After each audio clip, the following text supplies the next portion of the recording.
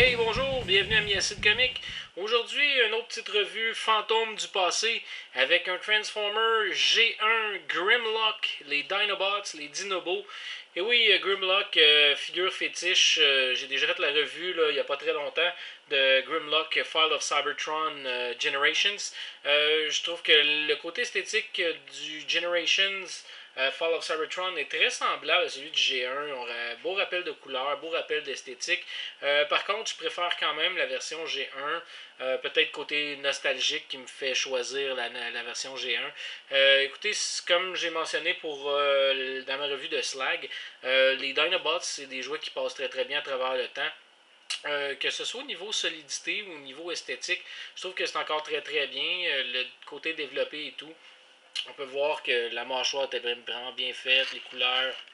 Le chrome est resté quand même en bon état. Les autocollants, c'est très très bien.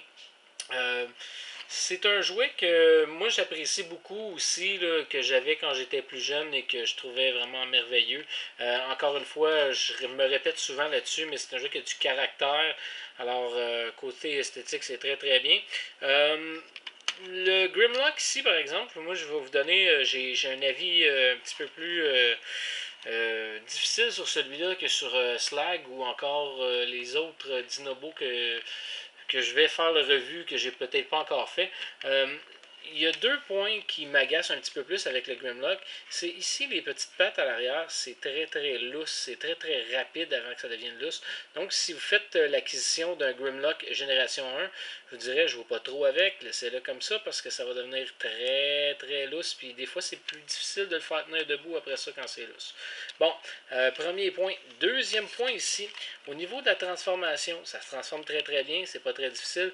Par contre, au niveau de la tête ici, le mien, je ne sais pas si c'est un problème qui se répète souvent, c'est impossible comme ça de ouvrir la tête pour permettre l'ouverture des deux côtés ici. Ma solution est un petit peu barbare si on veut. Je vais aller écarter un petit peu déjà les deux parties pour pouvoir aller en pousser une pour décrocher un des deux côtés.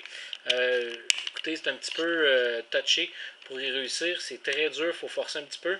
Ça donne l'impression que le joueur va craquer.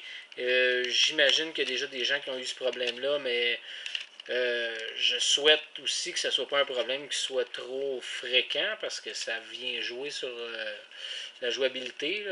Écoutez, moi j'en ai eu un autre quand j'étais plus jeune puis je me souvenais pas avoir eu de problème, mais bon. Pour le reste de la transformation, ça se fait quand même très bien. Je vous montre le résultat aussi pour pouvoir voir la version robot de Grimlock. Ça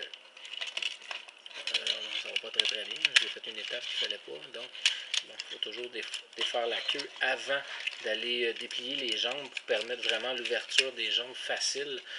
Sinon, c'est un petit peu plus difficile de replacer ça. Puis par la suite, là, on peut venir détacher dans le fond de la partie du torse de Grimlock.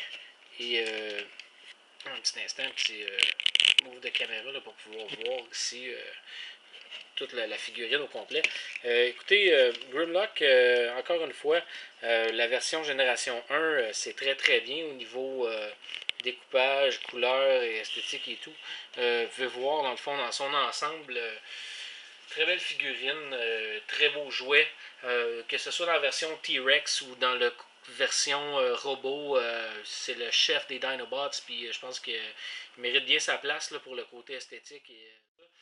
Pour dire, finalement, Grimlock, très bon jouet, ça passe très bien à travers le temps. Ma note là-dessus, encore une fois, pour les Dinobots, j'y vais, je mets des belles grosses notes. On y va avec un 9. Par contre, petit astérix, comme je vous disais, là, pour le niveau de transformation, la tête, la manière que ça se déplie, en souhaitant que ce soit pas tout le monde qui a le même problème que moi.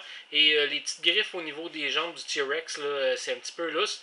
Mais bon, je vous souhaite de trouver une version qui est quand même potable. Et si vous en trouvez une bonne, ben, gardez-la et conservez-la parce que d'après moi, ça va encore prendre beaucoup de valeur avec le temps.